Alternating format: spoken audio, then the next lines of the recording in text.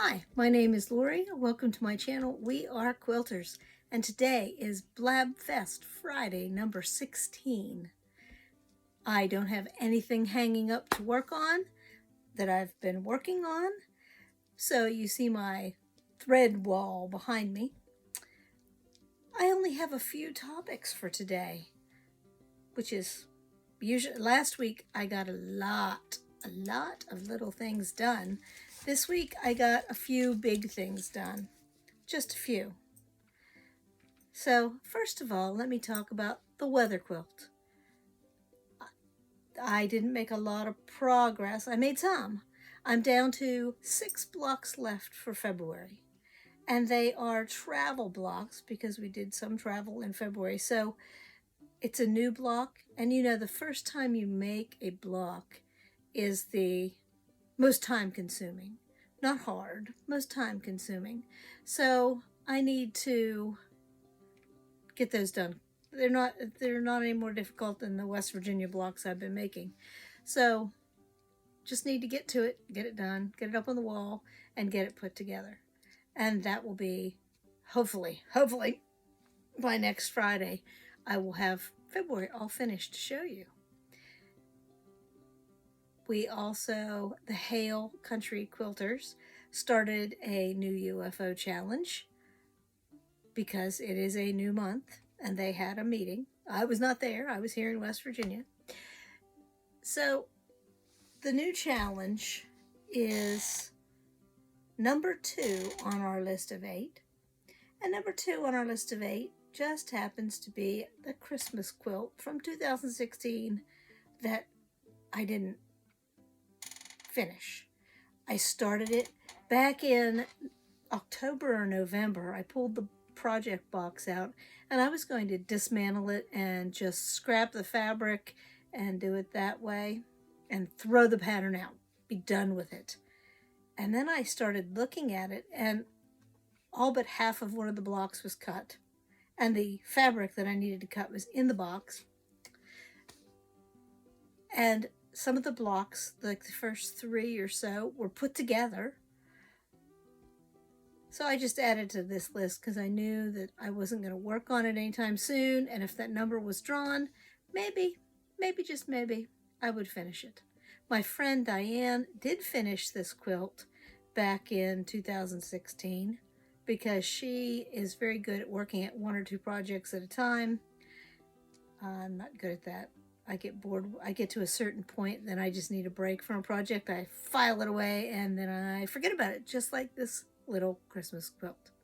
So this month, and very soon, you will be seeing more of this little quilt from 2016. Also, last weekend, after Blabfest Friday, my sister came from Delaware to visit with her in-laws and help her son stage his house to be sold. And while they were in the area, they went to an auction and she stopped by with this fantastic box of books and embroidery stuff. The lady that owned this must have been into embroidery because she had the iron-on embroidery patterns, ones I've never seen. This fantastic book, big, thick book of iron-on embroidery patterns. And I like those. Walmart still carries the little envelopes, and you can buy those online and Amazon too. And they're nice little patterns, and they wash out pretty much. But she had other books and all kinds of things, and embroidery floss. My husband has tons of embroidery floss because people have stopped doing cross stitch and they're like, here, have this. Okay. So he's sitting on a gold mine of embroidery floss. In that box are also some books, about 6 that I already have. There's one of the Olympics that were in Georgia, Atlanta, way back when. There 2 Georgia Bone Steel books. One was published in 1982. One was published in 1985. I have those. A friend gave those to me years ago. She was pretty... Georgia Bone Steel was... she was a real voice in quilting, and made made me feel like I could do anything, and I didn't need the big quilt hoop, and made me feel like everyone could quilt. I liked her books a lot, but now I have double, so that one will probably go. Those will probably go to the cabin.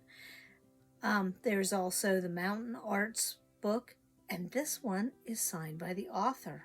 I looked up his signature, and it does look like that. So this is it. That's cool. The version I have now isn't signed, but this one, like I said, these books are not going. If I didn't mention it, this box of books has a little bit of a musty odor, so they are not going to be incorporated into my big fantastic book cabinet right away, because I don't want them infecting all the other books with a little bit of musty smell. They're going to sit and deodorize a little bit first before I put them away. There are some other really interesting books. She must have, the person who had these must have had a thing for Sunbonnet Sue, because there's a Sunbonnet Sue pattern book for quilts, and then there's also an embroidery alphabet book for Sunbonnet Sue that was pretty intriguing. This book had, in the back, there are 4 little teacup blocks. I'll have to make this into a cute little wall hanging. Those are they're too cute to just get rid of. So, very cute. My sister, and there were magazines. There was a nice stack of magazines or pattern books that are the soft cover that are magazine-like. And there was a whole year of Joanne fabric patterns for block of the month. That's pretty interesting. And there were also a couple of there was just 2 of the ones that they would have come with the fabric in them. The fabric was no longer in them, so the lady must have made these that had these in her stash. So, interesting. Thank you, sister. You're keeping me busy and keeping me out of trouble. I appreciate that. The biggest thing I've been working on, and let me show you this little before video. And I'm not ashamed of this because it was functional clutter. Here we go. Let me roll the video. I'm not much for handheld video, but this is the area that I need to deal with. Here in front of the big sewing machine, I have shelves underneath the edge, so they're not a problem. But when I get to the ironing board, if a quilt is bigger than that on the rails, I have to move the ironing surface out of the way. Now there is space behind this machine to, if I turn it around, I could actually stand at that machine and not have to worry about tripping on things. And I could watch TV while I am quilting on that big machine. So I am going to have my husband help me do some rearranging, and I have a new piece of furniture to put for the ironing board that I hope works. Cross your fingers, and maybe it'll work. And you saw the 2 bookcases and the way it was. We found a piece of furniture that I've been looking to find a cabinet of some sort that I could put my ironing surface on so that I could stash my rolls of stabilizer better, because I've been using a wine rack, and it was a good piece of furniture. I think I paid $1 for it at a yard sale, and I painted it. It looked nice. It was very sturdy, but my rolls of stabilizer kept falling out the back or falling down through the bottom, and it just was not working for me as good as it could have. And I was tired of fighting with it, and I couldn't find trays or baskets that would fit in it correctly. So it was time to go. I had a 2-drawer short dresser. It wasn't really a dresser. It was like something you'd put at the end of a bed, but it had 2 drawers, 2 shallow drawers in it, long drawers. And I was going to Franken piece that with a coffee table I had and use that because it would have been the right height.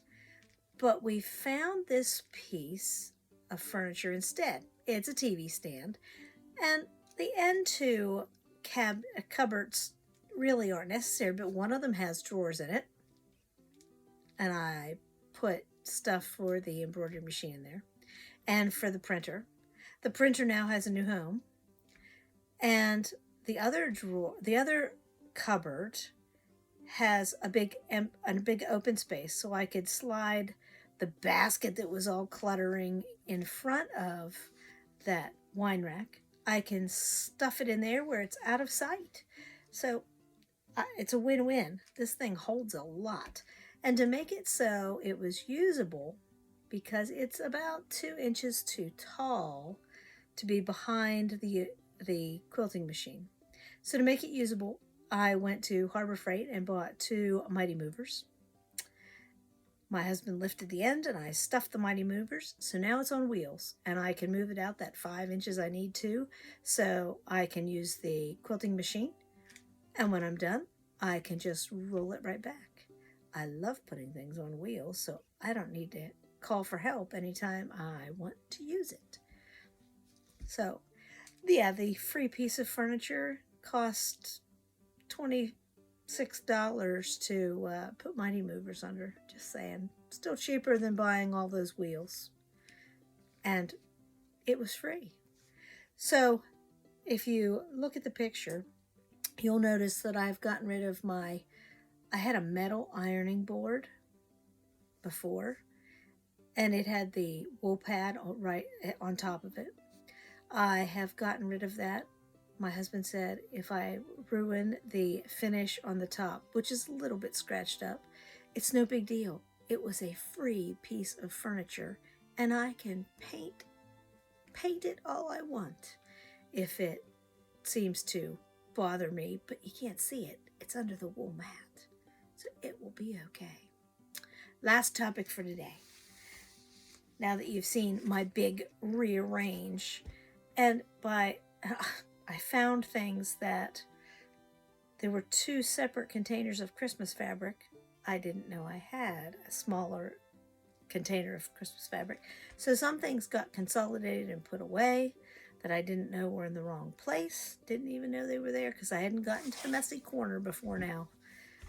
So it was a big job. Turning the quilting machine around the other direction was a big job because everything had to be moved out from under it and in front of it and out of the room, and then the machine had to be turned around, and it was inches, probably 3 inches of spare space to turn that big table around without taking anything apart, and then putting it in the right spot and putting everything back. But I'm much happier. I still have some places to organize, but I'm much happier with my functional space at the moment. And before I know it, it'll be time to travel to my other sewing room. But that's all right. Last topic for today, now that I am off that tangent, is my applique piece so far from last Monday's Upskill Monday lesson. I have the stems sewn down and the first gingham leaves sewn down using Grandma's way of applique, which is just basting. And I decided that I liked using just plain old paper. I had not really done much of that before because I thought it was kind of odd to do that. But Grandma knew what she was doing, and my great aunts knew what they were doing. That was a wonderful way to get nice crisp edges without any extra stuff. I just used what I had on hand. Didn't cost me a thing extra to do it that way. So I like that way. That leads me into the next, the final thought. This week on Upskill Monday, we are doing applique with freezer paper.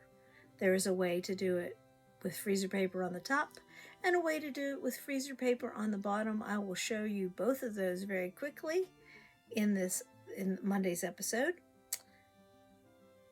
I think I will enjoy that even a little more than just using plain old paper. So see you on Monday. Have a great weekend.